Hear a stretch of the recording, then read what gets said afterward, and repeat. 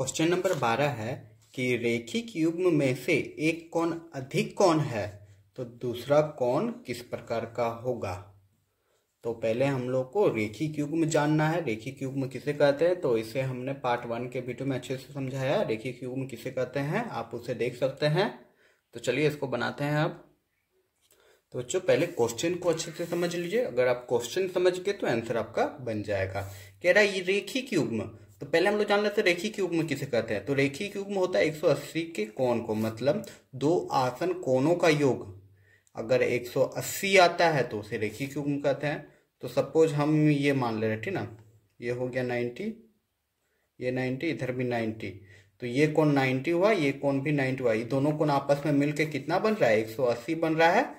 तो ऐसा कोण मतलब ऐसा दो कोणों का युग्म जो मिलकर 180 बनाए उसको रेखिक युग्म कहते हैं। आप चाहे एग्जाम्पल ये भी लिख सकते हैं, मतलब सीधी रेखा पर एक कोण खींच देंगे, एक उभयनिष्ठ रहेगा, ठीक है, ABC हम मान लिए। तो ये कोण और ये कोण दोनों को जब जोड़ देंगे तो 180 हो जाएगा ना, क्योंकि यहाँ पे अभी हमने देखा कि इसको 90 बोलते हैं, इधर भी 90, दोनों को जोड़ देंगे तो 180, 90 90 180 होता है। तो इस तरह के जो कोण बनाते हैं युग्म, मतलब दो कोण, एक कोण ये हो गया दूसरा कोण ये हो गया, अब ये दोनों को जोड़ देंगे तो 180 आ जाएगा, उसी को रेखिक युग्म कहेंगे।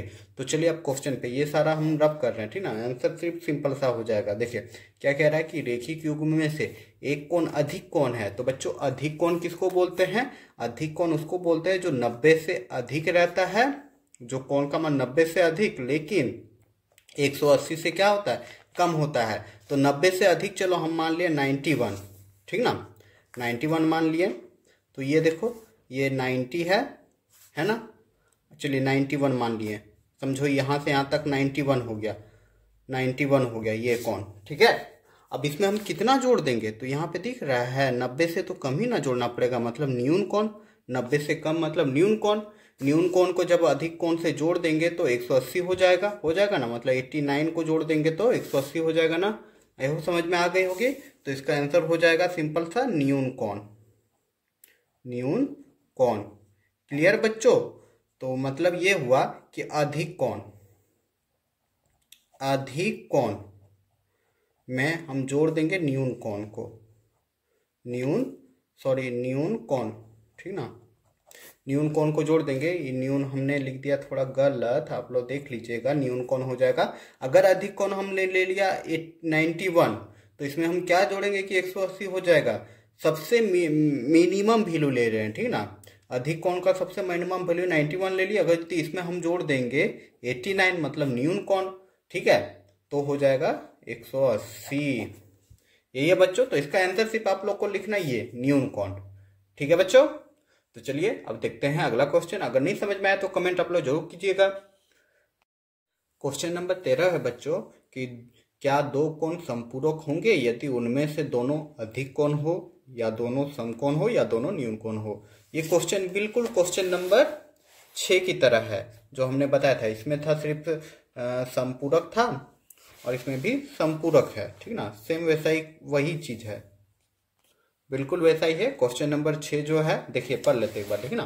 क्वेश्चन नंबर 6 है क्या दो ऐसे कोण समपूरक हो सकते हैं यदि उनमें से दोनों समपूरक हो सकते हैं यदि दोनों क्या न्यून कोण हो, अधिक कोण हो, समकोण हो। तो इसका आंसर हमने समकोण बताया था, आप लोग देख लीजिएगा। क्वेश्चन नंबर 6 सेम वही क्वेश्चन है। यहाँ पे क्या लिखा हुआ कि क्या दो कोण समपूरक होंगे यदि उनमें से दोनों अधिक कोण हो, समकोण हो, न्यून कोण हो, ठीक ना।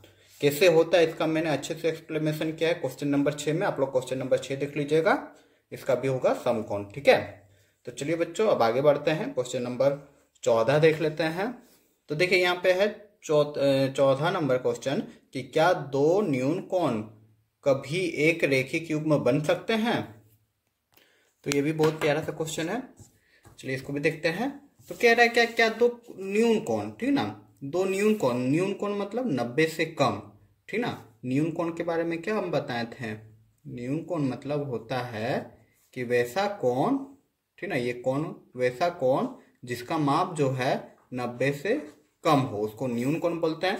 0 से अधिक हो लेकिन 90 से कम हो, 90 से कम हो, ठीक ना। तो यही कह रहा है कि दो न्यून कोण अगर हम 90 से कम ले रहे हैं, चलो 89 ले रहे हैं, ठीक ना, 89 ले लिए, और फिर कह रहा है ऐसा दो न्यून कोण, तो और एक न्यून का हम 89 लिख देते, तो मैक्सिमम वैल्यू ले लिए न्यून कोण का। ये दोनों को जब हम जोड़ रहे हैं आपस में तो कितना हो रहा है, 9 9 18 के 8, हाथ में रहा 1, 8 8 16 1 17, ठीक ना, इतना डिग्री आ रहा है। तो क्या ये एक रेखीय युग्म है?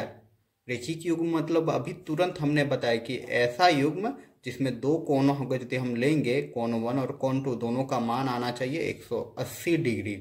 तो क्या ये 180 डिग्री आ रहा है? सबसे मैक्सिमम वैल्यू लिए न्यून कोण का, नहीं ना आ रहा है, नहीं ना आया, क्योंकि मैक्सिमम वैल्यू होता है न्यून कोण का 89, और 89 को जब हम आपस में जोड़ रहे हैं तो 178 आया, जो कि 180 से कम है। इसका मतलब दो न्यून कोण कभी एक रेखिक युग्म नहीं बन सकते। तो इसका आंसर सिंपल सा लिख देंगे नहीं, और कुछ इसमें नहीं करना है।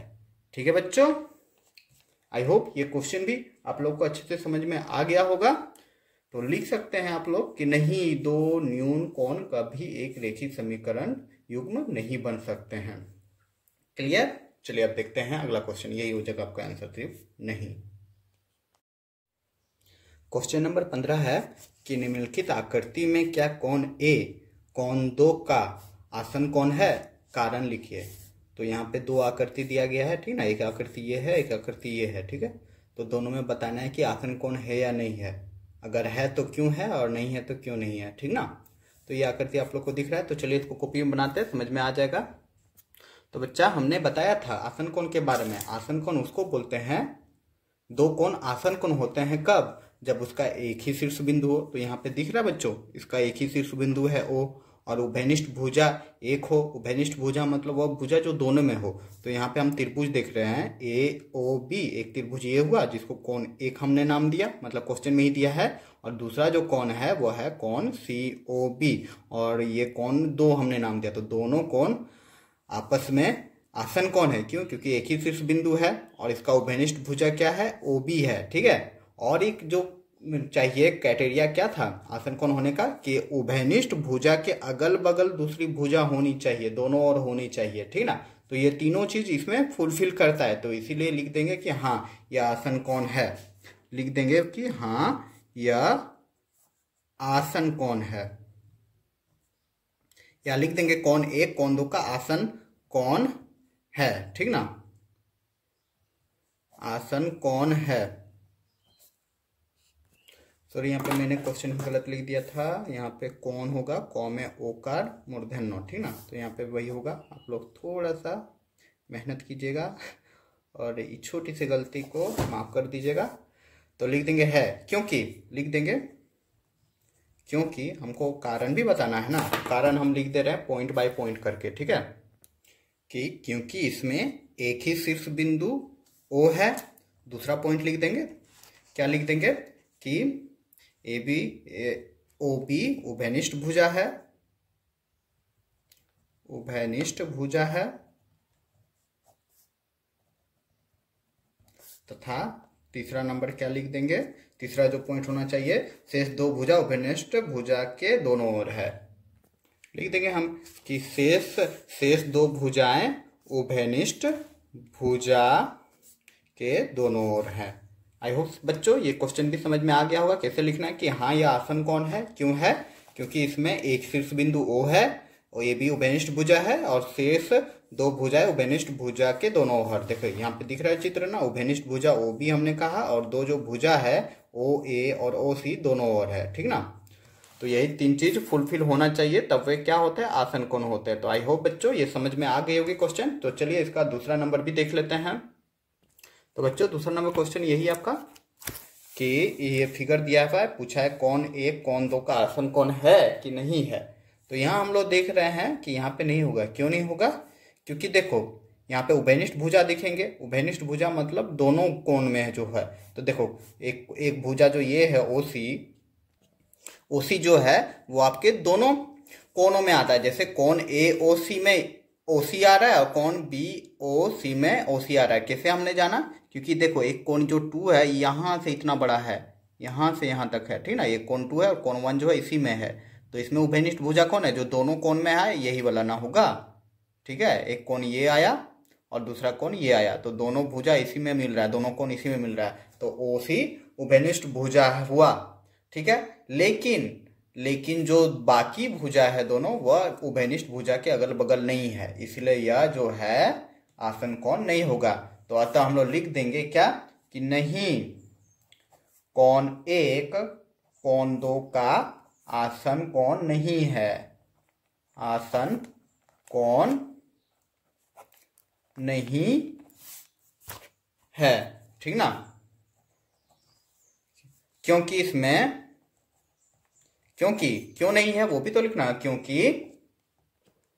क्योंकि लिख देंगे कि शेष दो भुजाएं जो है, शेष दो भुजा आपका यहां दिख रहा है, ए बी और ओ बी और ओ ए, लिख देंगे कि शेष दो भुजाएं ओ बी तथा ओ ए उभयनिष्ठ भुजा ओ सी के दोनों ओर नहीं है। यहाँ पे आप लोग ओ सी लिख सकते हैं, ठीक ना। यहाँ पे एक छूट गया, उभयनिष्ठ भुजा क्या हुआ वो भी लिख ही देते हैं कि ओ सी, ठीक ना, ओ सी के दोनों ओर नहीं है। तो आई होप बच्चों ये क्वेश्चन भी समझ में आ गई होगी। हमें यही लिखना था कि ये जो कोण 1 है कोण 2 का आसन कोण नहीं है। क्यों नहीं है? क्योंकि दो शेष भुजाएं जो है कौन कौन, ओ बी और ओ ए उभयनिष्ठ भुजा ओ सी के दोनों ओर नहीं है, इसलिए यह आसन कोण नहीं है। तो चलिए बच्चों अगला क्वेश्चन देखते हैं। अब क्वेश्चन नंबर 16 है कि रिक्त स्थानों की पूर्ति कीजिए, ठीक ना। तो चलिए बनाते हैं। पहला क्वेश्चन कह रहा है कि यदि दो कोण पूरक है तो उसके मापों का योग, हमने बताया था दो कोण जब पूरक होते तो उसके मापों का योग होगा 90 डिग्री। क्लियर बच्चों। नेक्स्ट क्वेश्चन है कि यदि दो कोण संपूरक है तो उसके मापों का योग होगा, क्या होगा, दो पूरक संपूरक रहते तो उन दोनों कोणों का योग होता है 180 डिग्री, तो 180 डिग्री हो जाएगा। तीसरा नंबर है रेखिक युग्म बनाने वाले दो कोण डैश होते हैं, तो रेखिक युग्म बनाने वाले दो कोण क्या होते हैं, आपस में आसन कोण होते हैं। हमने बताया था रेखिक युग्म मतलब क्या होता है, जरा देख लेते हैं। रेखिक युग्म मतलब सीधा जिस दो आसन कोणों का मान 180 आ जाएगा तो उसको रेखिक युग्म कहेंगे। ए और बी हम मान लिया, मतलब ए प्लस बी अगर 180 आ गया तो उसको रेखिक युग्म कहा जाता है। और रेखिक युग्म में क्या होता है, दो आसन कोणों का योग होता है, ठीक है। तो इसका आंसर आपका क्या हो जाएगा, आसन कोण। क्लियर बच्चों। चौथा नंबर है कि यदि दो आसन कोण संपूरक हैं तो वे डैश बनाते हैं। यदि दो कोण क्या बोल रहे हैं, आसन कोण, यदि दो आसन कोण संपूरक है, ठीक ना। तो सेम क्वेश्चन है, दो कोण क्या हुआ, संपूरक है। संपूरक मतलब हमने बताया कि a और प्लस बी इक्वल टू 180 होना चाहिए संपूरक कोण का मान, तो यही चीज है, ठीक ना। मतलब क्या कहलाएगा, इसमें रेखिक कहला जाएगा, ठीक है। तो इसका आंसर हम लोग लिख देंगे क्या कि यदि दो आसन कोण संपूरक हैं तो वे रेखिक युग्म बनाते हैं। क्लियर बच्चों। तो चलिए आप देख लेते हैं पांचवा नंबर क्वेश्चन। पांचवा नंबर क्वेश्चन कह रहा है कि यदि दो रेखाएं एक दूसरे को एक बिंदु पर प्रतिच्छेद करती है तो ऊर्ध्वाधर सम्मुख कोण हमेशा डैश होती है। ऊर्ध्वाधर सम्मुख कोण के बारे में हमने बताया था, मतलब क्या कह रहा है कि दो रेखा एक बिंदु पे प्रतिच्छेद करा, एक रेखा ये आया दूसरा रेखा ये आया, किस बिंदु पे प्रतिच्छेद किया, ओ पे, तो ये अगल बगल के कोण को ऊर्ध्वाधर सम्मुख कोण बोलते हैं ना। और ऊर्ध्वाधर सम्मुख कोण या शीर्षाभिमुख कोण दोनों बोला जाता है, और ऊर्ध्वाधर सम्मुख कोण आपस में बराबर होते हैं, तो इसका आंसर हो जाएगा आपका बराबर। तो क्वेश्चन नंबर 6 है कि यदि दो रेखाएं एक दूसरे को एक बिंदु पर प्रतिच्छेद करती है और यदि ऊर्ध्वाधर सम्मुख कोण का एक युग्म न्यून कोण है तो ऊर्ध्वाधर सम्मुख कोण के युग्म डैश है। वही क्वेश्चन है क्वेश्चन नंबर 5 की तरह, बस समझने से होगा, ठीक ना। जरा समझ लेते हैं अच्छा से आखिर क्या कह रहा है। कह रहा है ऊर्ध्वाधर सम्मुख कोण अभी हमने बताया, ठीक ना। जरा समझने की कोशिश कीजिएगा। ये रहा, कोई बिंदु पे करती है, दो रेखा आपस में एक बिंदु पे करती है तो सामने वाला कोण ये कोण आपस में बराबर होता है ना। तो कह रहा है क्वेश्चन में ये कोण बराबर होता है। कह रहा क्वेश्चन में क्या कह रहा है कि यदि दो रेखाएं एक दूसरे को एक बिंदु पर प्रतिच्छेद करती है, समझो ओ पे प्रतिच्छेद कर रहा है, और ऊर्ध्वाधर सम्मुख कोण का एक युग्म, मतलब ये युग्म कोण 1 और कोण 2 हमने मान लिया, कोण 1 2 और 3 4, तो कोण 1 और 2 जो है, कोण 1 बराबर होगा कोण 2 के, और दोनों कोण क्या बोल रहा है, न्यून कोण है, न्यून कोण है, ठीक ना, न्यून कोण है, सिंपल सा। इतना समझ में आ रहा है। न्यून कोण मतलब 90 से छोटा, ये भी 90 से छोटा, ये भी 90 से छोटा। अगर यदि ये हो गया 80 डिग्री तो ये भी 80 डिग्री है, दोनों बराबर है। इतना समझ में आ रहा है। तो दोनों आपस में क्या है, दोनों आपस में भी बराबर है। तो ऊर्ध्वाधर सम्मुख कोण, जो ऊर्ध्वाधर सम्मुख कोण है, ये कोण, ये दोनों क्या है, कोणों का युग्म। युग्म मतलब दो कोण जो आपस में रहता है, कोण ए और कोण दो, इसी को युग्म बोलते हैं, मतलब जोड़ा कहते हैं। तो दोनों कोण क्या हो रहा है, दोनों युग्म। तो ऊर्ध्वाधर सम्मुख कोण का युग्म क्या है, कोण 1 कोण 2 के बराबर है और कोण 2 कोण 1 के बराबर है। तो यहाँ पे लिख देंगे कि तो ऊर्ध्वाधर सम्मुख कोण का युग्म बराबर है। तो उम्मीद करूंगा ये क्वेश्चन भी समझ में आ गया होगा, कुछ है नहीं।